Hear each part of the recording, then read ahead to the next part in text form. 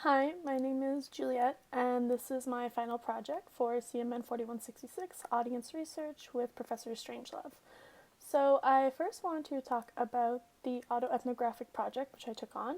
My research question was pertaining to why I continue to peruse the accounts of social media influencers as well as celebrities when I realistically don't care about these influencers and celebrities. So I took this on because I noticed that I was spending a lot of time on my phone in my downtime or using as a procrastination method to peruse these accounts and follow them. And I had some ideas as to why I was doing this, but I really wanted to get down to the root of the problem because it felt like, well, a waste of my time. What I found throughout my project, as well as in the literature already produced on this, was that people tend to, well, stalk celebrities, which is not my case, but as a more intense version of what I was doing, as a social comparison. So to determine either better ways that one could live their life or as a way to determine one's own positioning within the social structure.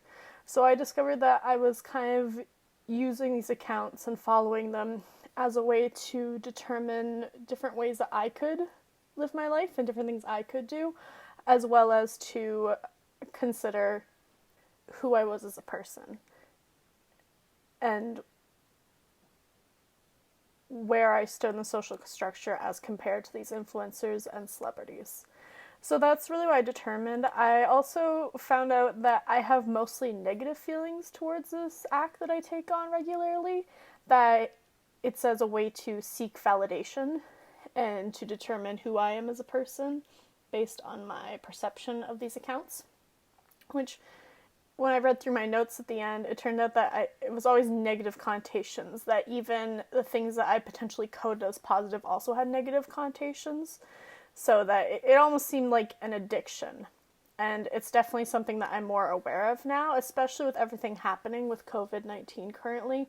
I realize I feel a lot more resentment towards these groups and the way they portray their lifestyles. Some celebrities and influencers have been very beneficial and very helpful towards the community, the world community, but there have been some that seem to make a joke out of this and just don't realize that the lived experience of those who are not celebrities and influencers is wildly different than theirs, and I could never compare my life to theirs because what they do with their life and the amount of money and just the experiences they have are wildly different from what I will ever experience. So it's not a healthy comparison because there's a wide distance between me and them.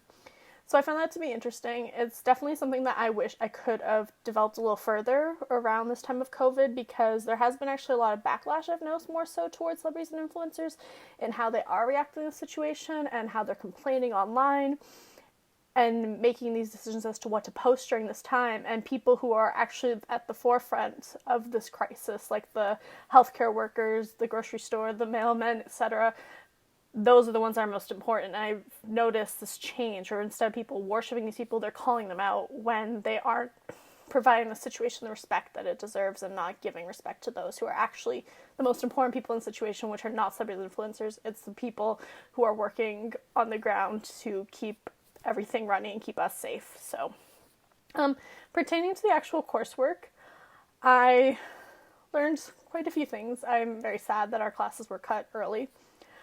I learned that there's a communicative role between the audience and the media being portrayed, or whoever is producing the media. So these media, these content creators, they present this, and there's a certain way, a certain background that's coming from the personal experiences of the content creator as well as the media platforms. And then as an audience member, I take this in a certain way, and I can become part of a sheeple in the way that I choose to take in certain media forms as well as how I come to understand it. Or I can acknowledge it with a more critical lens, and I can become an active media participant or active audience participant instead of a passive one. So I learned there's many ways I can intake it, and I can also examine this media form. And I also came to learn that there's been a shift, especially in one of the lectures which Professor Strangelove sent us after classes have been canceled. We can no longer physically go in, and there's been a shift. So in home videos, when this first became a thing, home videos were built around this notion of what it means to be a normal nuclear family. And these videos that were taken were meant to present these things that are accepted as normal and present them and capture that. If they're out of the norm, then they weren't really part of the genre.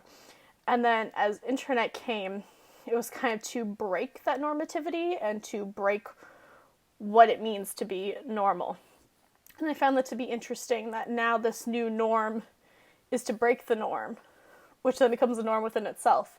And it's to come from different areas and create a form meaning, which is also interesting that me being in the Canadian context could see something from a country I've never been to, don't have much experience, don't have much knowledge about the culture, and I'm going to assume the culture's identity through this media that is presented to me on the internet or in whatever media form I take it in, which I thought was interesting, that I could form an entire notion of a culture or of a people or of a country based on what is presented to me on something like the internet, where it seems to essentialize that experience rather than, in reality, it's just that one person's lived experience and doesn't necessarily show everything about it. So that was something interesting I learned from the class. I really greatly enjoyed it. This is my final class of my university career, so it's a good one, and I really appreciate it, and I wish it could have went on a bit longer. Thank you.